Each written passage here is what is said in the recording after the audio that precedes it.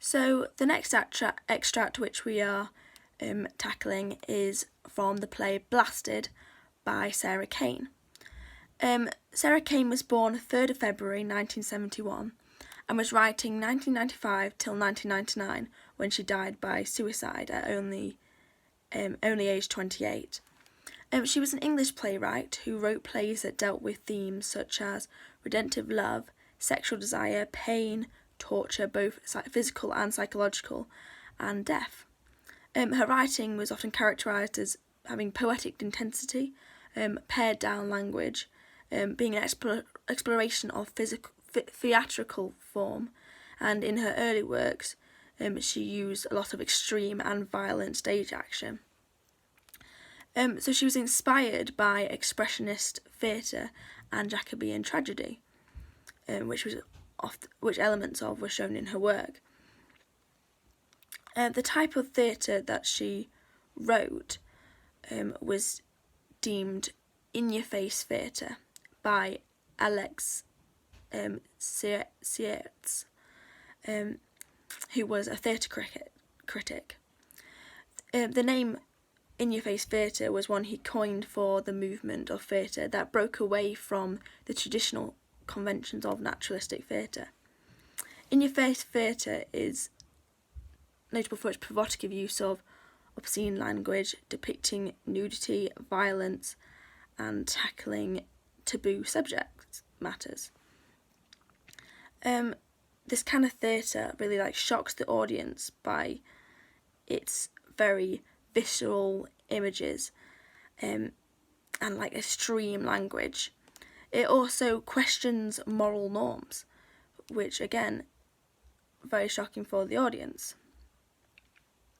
In-your-face theatre is experiential, which means that they want the audience to feel the extreme emotions that are being portrayed on stage. And experiential theatre being defined as learning through experience, and through experiencing these emotions that are being portrayed on stage, taking on the message that the play was trying to get across. Sarah Kane's play Blasted is one of the plays in this in-your-face theatre style. The play was opened in the Royal Court in 1995 and was quote-unquote one of the most notorious plays of the last century, and quote-unquote left critics reeling. Critics who went to see the play were very divided on the piece, with some describing it as quote-unquote disgusting, degrading and depressing, as well as quote-unquote utterly without merit. So, while the play supporters said that Sarah Kane's work was quote-unquote magnificent, dark vision of the late 20th century, and an honest and brave portrayal of human brutality. So Blasted is a social and political critique on society at the time she was writing. She was inspired by the corruption within journalism, and how they chose what to write about, and how some stories went untold because of race or gender or sexual orientation. She also was inspired by domestic violence as being a very big problem, both physical violence, both physical abuse and emotional abuse. She was also inspired by the Bosnian War, which was going on at the time she was living. The Bosnian conflict itself was ethnically rooted and went from 1992 to 1995. It was a conflict in Bosnia and, excuse my pronunciation, Herzegovina. So involved in this conflict was the 3 Bosnian groups as well as the Yugoslav army. Western countries, with the backing of the North Atlantic Treaty Organisation, imposed the final ceasefire. However, it was estimated, the estimated amount of deaths was 100,000, and more than 200,000 people were displaced. And there was a lot of war crimes going on during that war. It was a very there was a lot of suffering during that time. It was very shocking war. So this play, Blasted, was inspired by what was going on at that time.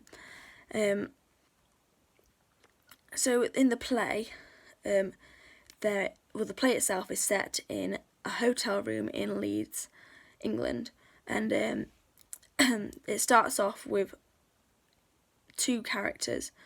First is a man called Ian, who's 45, a reporter, and he is dying of lung cancer. He's presented as very unlikable and uses a lot of sexist, racist and homophobic language.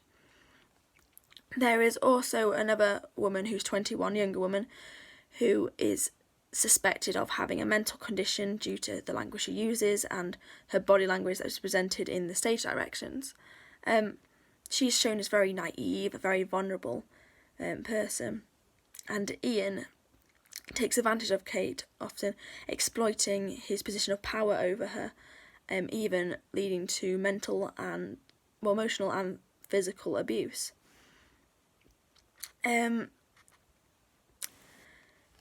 So in those scenes, it is suggested that Ian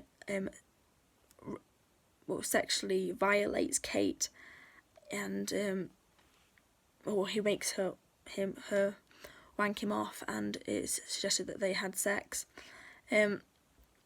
However, Kate manages to escape through a bathroom window, and a nameless soldier arrives. He is, I think, purposely given that name to become any of the soldiers that were seen in this time of war. So the hotel room is then blasted apart by a bomb, and the soldier tells Ian these horrific stories before raping him and sucking out his eyes. The soldier then proceeds to shoot himself in the head. Kate then returns to the with the soldier telling him all these horrific stories. Not only is it very shocking, it also gives insight into the war and what is going on outside the hotel room and how it has affected the soldier and how it has affected those around them.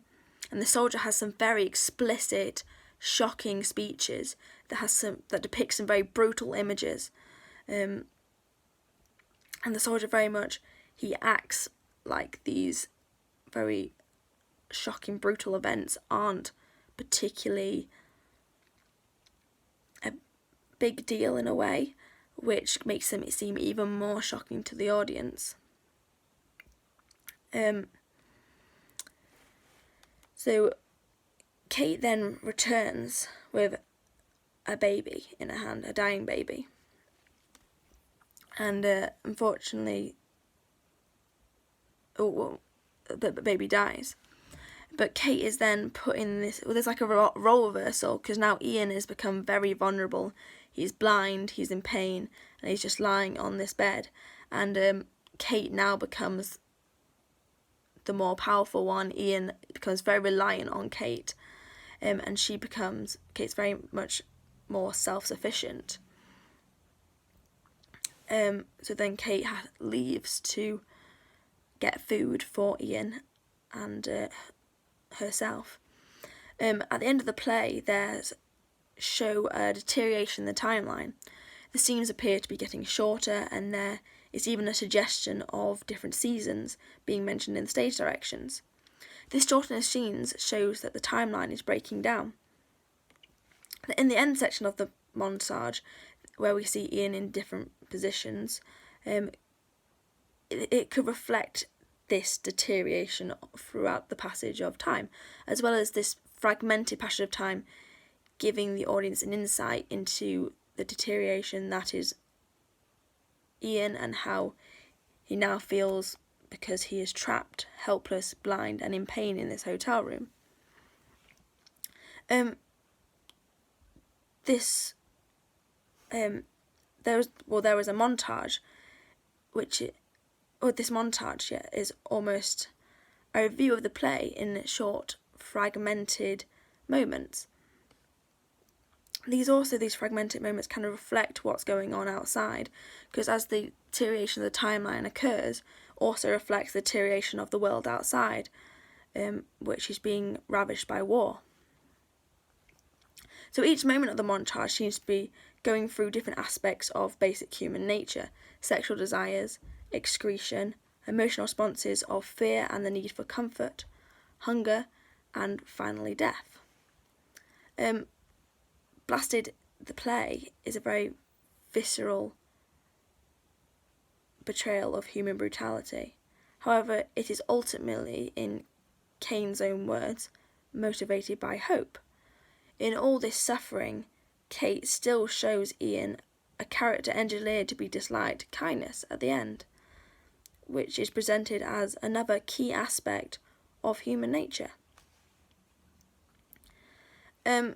So I feel that is one of the messages that Sarah Kane is trying to get across, about how kindness should be, again, a human, part of human nature, and also exposing the ferocity of human brutality and how war can affect different people and the suffering that it can cause.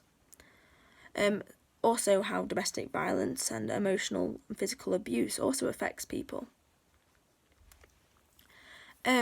So Kane very much wants to get a message across in her theatre.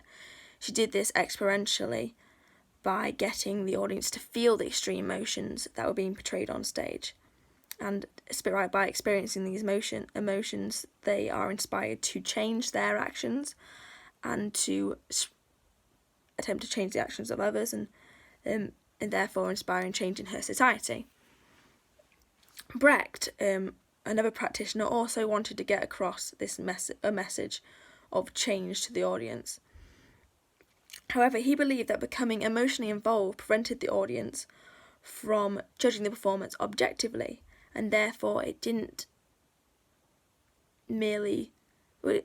inspire them and merely gave them a break from reality, and they hung up their brains with their hats, which is the quote he said, and they didn't think about the play. They merely experienced it and then left. And where he thought if he used the V effect, which is distancing the audience from the theatre and keeping reminding them that they are watching a theatre, made them think about what was going on more, and therefore inspired change as they were thinking about what was happening. They also had different influences for their writing.